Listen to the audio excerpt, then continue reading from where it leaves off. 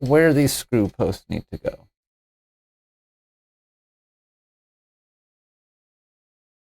If I look here, there is a screw hole right underneath this, right here where my thumb is. But luckily, that post is installed and you don't actually have to put a screw in there. But what I do need to concern myself with is where the front and back rows are. So that is there.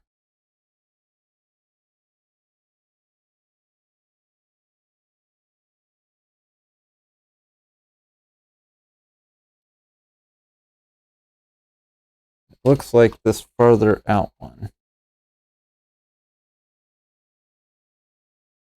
I just start these by hand.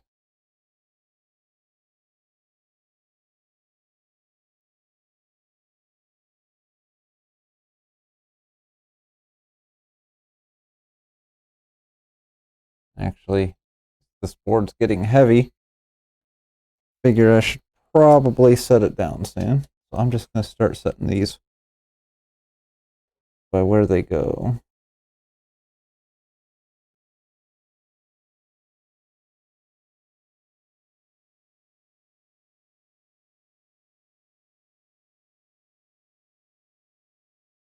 Okay, that looks good.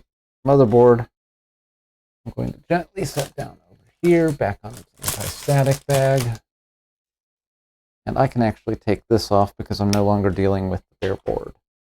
Now before I touch anything sensitive, I will put that wrist strap back on.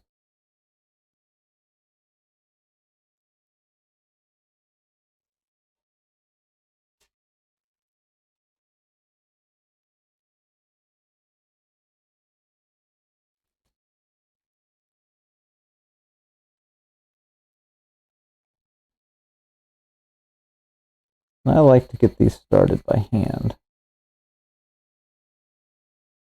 Simply because sometimes the threading is not great.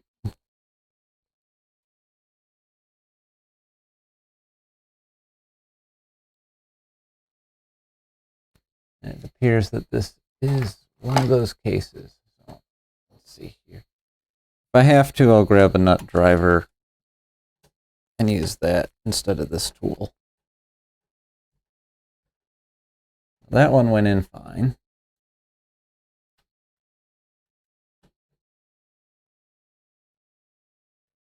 Seems that they're just snug, which is probably a good thing.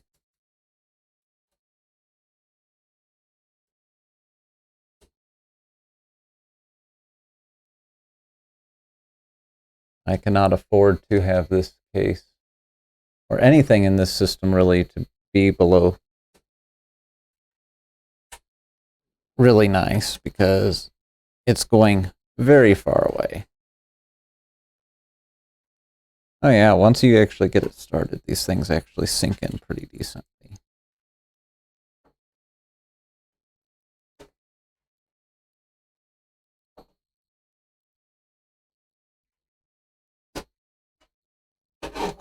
Now I've got to get these things started everywhere else.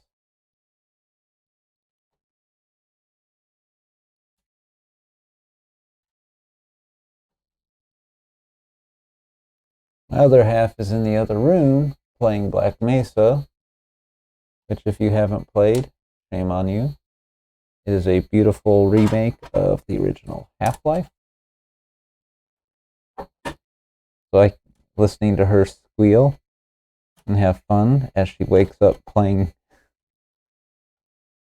a creepy game. It's quite a good remake if you haven't played it.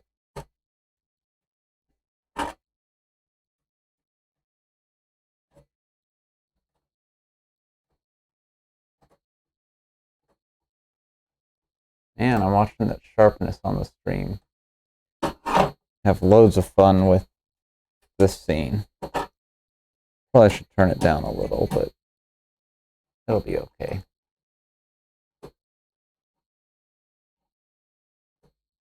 Do-do-do.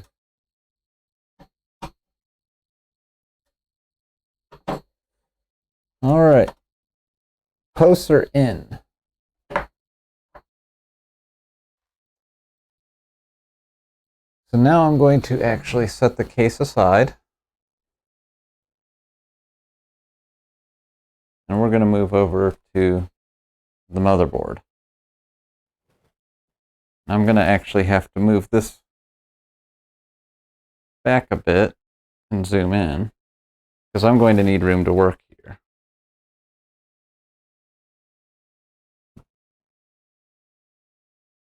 Because before I put this in the case, I need to hook up a bunch of stuff. Figure I can put the CPU, heatsink, M.2 SSD, and hook all that up before it even goes in the case. It'll be a lot easier to do now than later. So we're going to start with the M.2 heatsink, or M.2 hard drive, because that's going to make, that requires the most surgery from the looks of it. And it's got the WD black. We'll pull it out. It's got some type of little piece of paperwork. And it's hard to believe that this tiny little thing that's no bigger than my index finger is 1 terabyte of data. When I was getting into computers, I would have killed to have even 10 gig, let alone a terabyte. So if I look here, this screwdriver is clearly far too big for that. That's okay, we have other screwdrivers. This is one that I use quite regularly. It's a little mini, and it has the bits in it.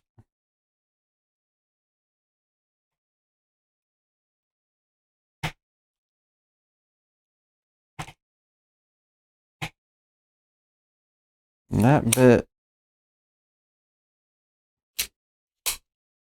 this one's probably a little too small even. So I'll go for the next size up. See if this is the appropriate size. I'm not stripping screws using the wrong screwdriver.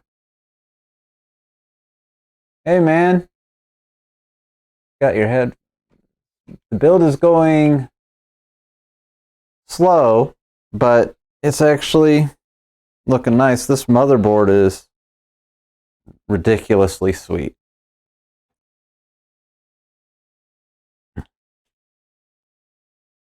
They really put a lot of detail into this. This comes up and you can see the mesh on this thing where this little blower fan is. They've even got a cute little heat sink here for the blower fan to blow on, and the cowling.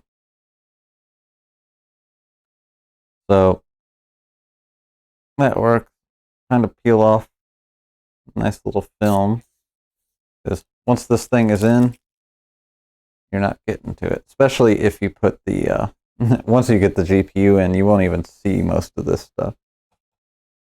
This little piece here appears to be just plastic for show, but that's okay. And we have 2 M.2 slots.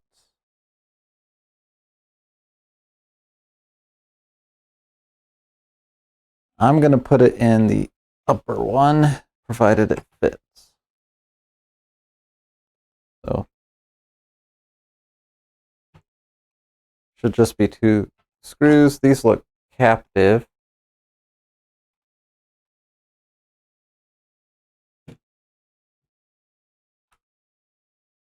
So these are just heat spreaders.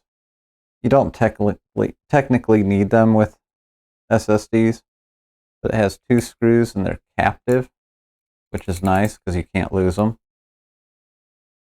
I'll set this over here, and let's see where I need to move stuff for the SSD.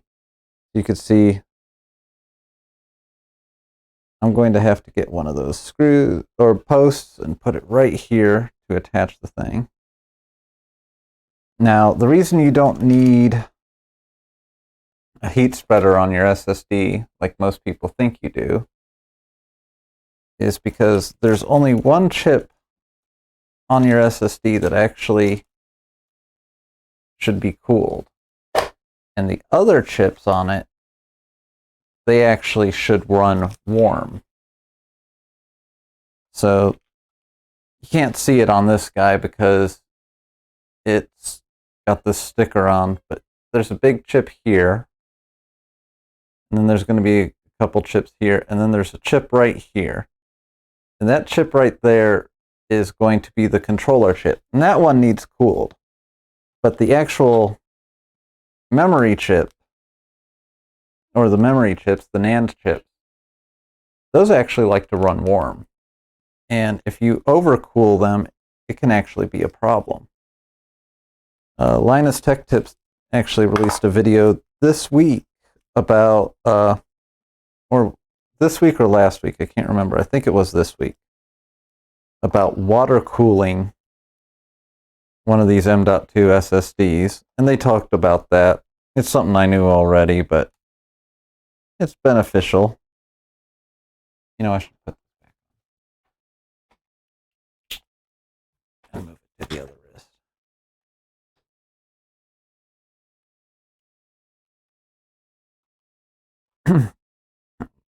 But yeah, your SSDs, you actually don't necessarily need the heat spreader. It's not like they're going to hurt anything. Of course, that won't work. But they're not absolutely necessary. In fact, in my system, only one of the SSDs has a heat spreader on it. And this just fits in. It springs out like that. And then we will take this ridiculously small screw, push it down, and try to thread it without dropping it, and tightening the SSD in. And that glossy sticker sure is something.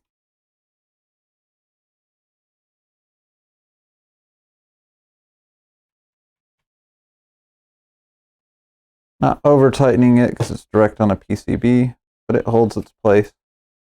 And then this heat spreader, we're gonna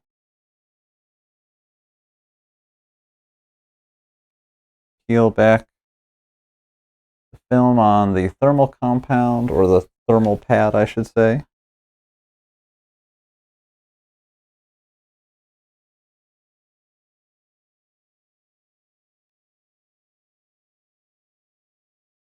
And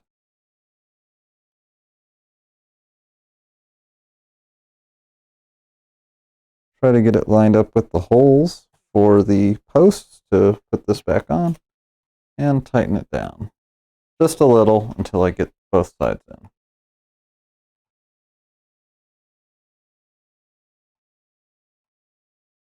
That's clearly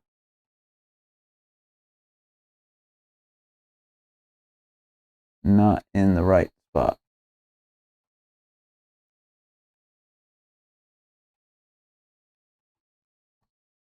There we go. Doing this off axis, it's actually pretty hard to make sure things are lining up correct.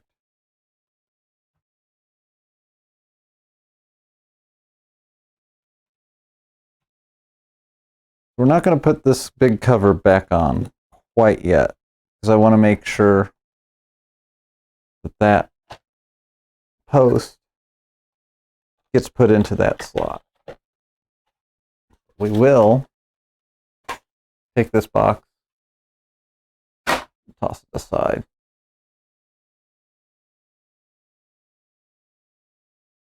I'm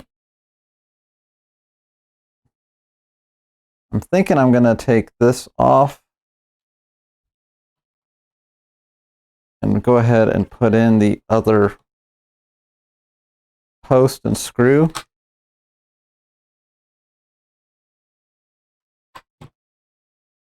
Just so that it does not get lost.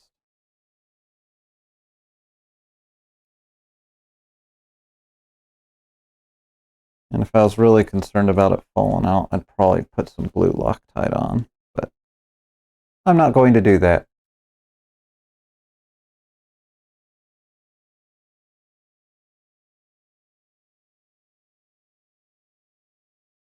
Being very gentle.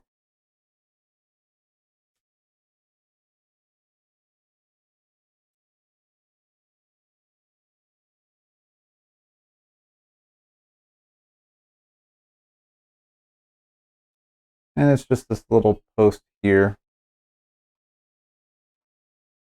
See if I can zoom it in a little after I put the screw in.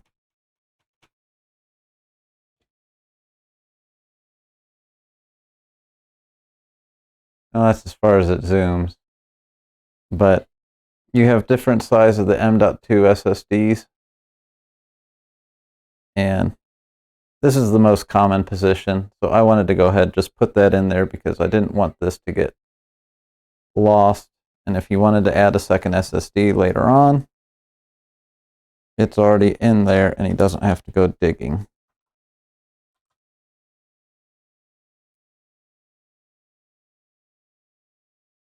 And good Lord, my other half is in the other room singing while playing Black Mesa. So I'm sure she's having a lovely time. That line up? Now this one went on a lot smoother.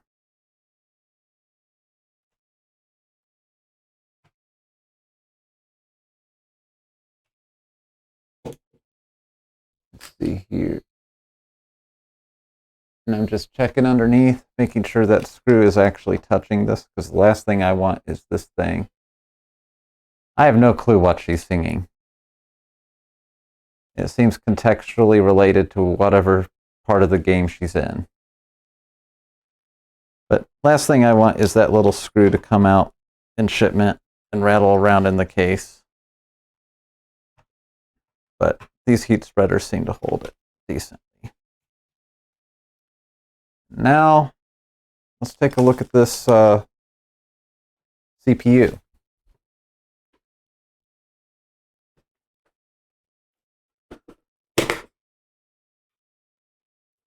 Ryzen 7 3800X.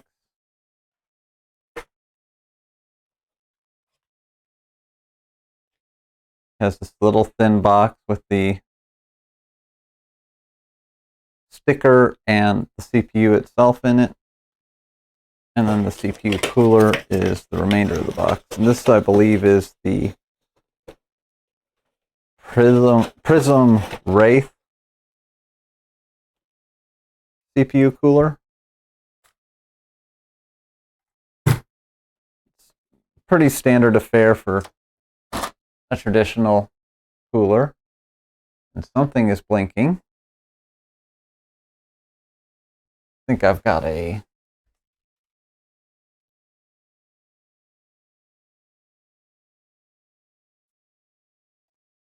light somewhere that's messing with the... Oh, you know what it is?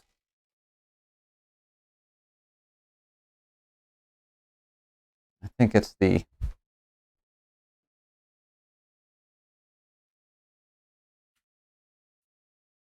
All right. We're going to change that because that flickering is going to drive me nuts.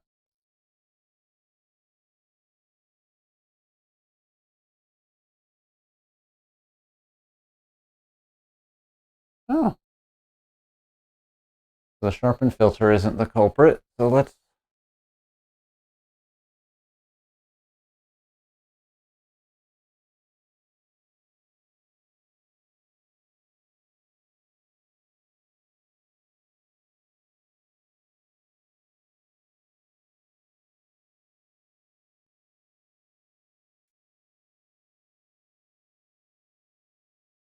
There we go. That should work okay. Who would have thought a 60 FPS video source and a 60th of a second shutter speed matching up with cost flicker.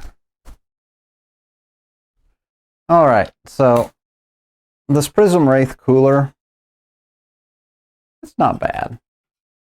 It has 4 heat pipes, a copper base plate with the heat pipes in direct contact with the CPU die, pre-applied thermal paste, and that's actually a pretty good level. Has a big enough fan.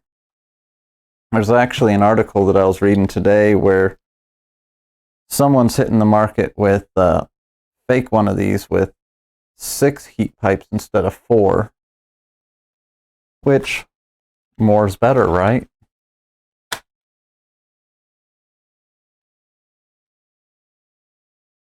So we'll start off pulling out the CPU. It's in its little plastic thing. We drop it. It's got a bunch of pins. I don't even want to think how many pins there are here. Your CPU socket, it's a ZIF socket, so it's a pretty standard thing. You pull this little arm out and flip it up. You open this box very carefully. Might be better if I open it up the other way.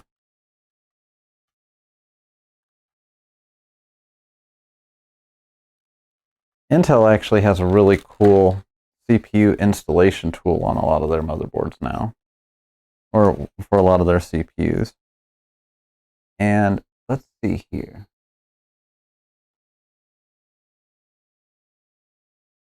If I were to look at this, so this corner is pin 1, and this corner is pin 1. So it should be going like so. And if I actually flip this over and look at it, it is keyed so that it's only going to fit in one way. And that is the correct way for this motherboard. So we will gently... Boy, this is a heavy CPU. Pick this up.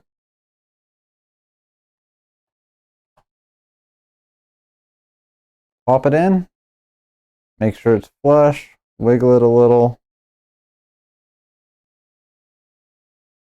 And lower the lever. And there's no effort on that lever.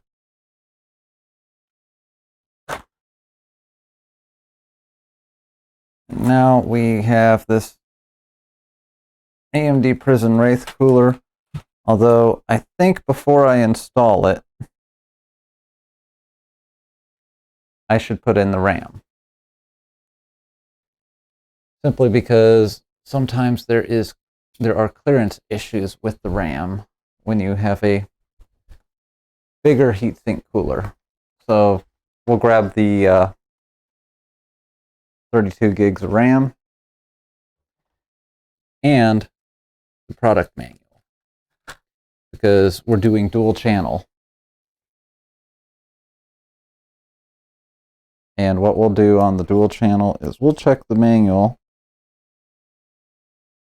and see how they tell me to install RAM, which is right there. So it's saying if I'm only installing 2 sticks, it should be in A2 and B2. I'll check the labels on the board.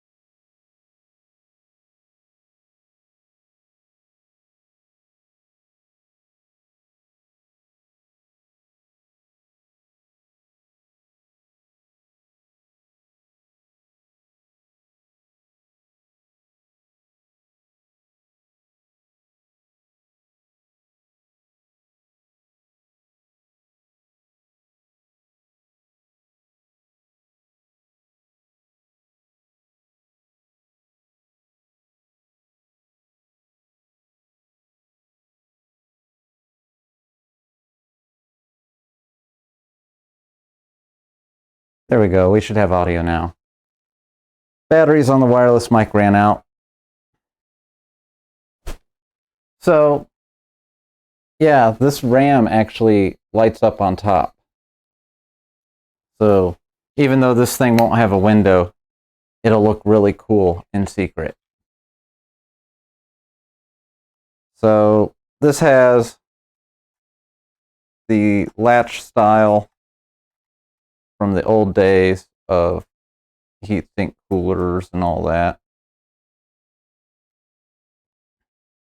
And we've got to match up with this stuff. So let's see here. Where's my CPU fan? I think we can do it that way. We'll get this kind of in place generally. Although that puts that logo upside down. I don't think I like that. I think we'll do it the other way.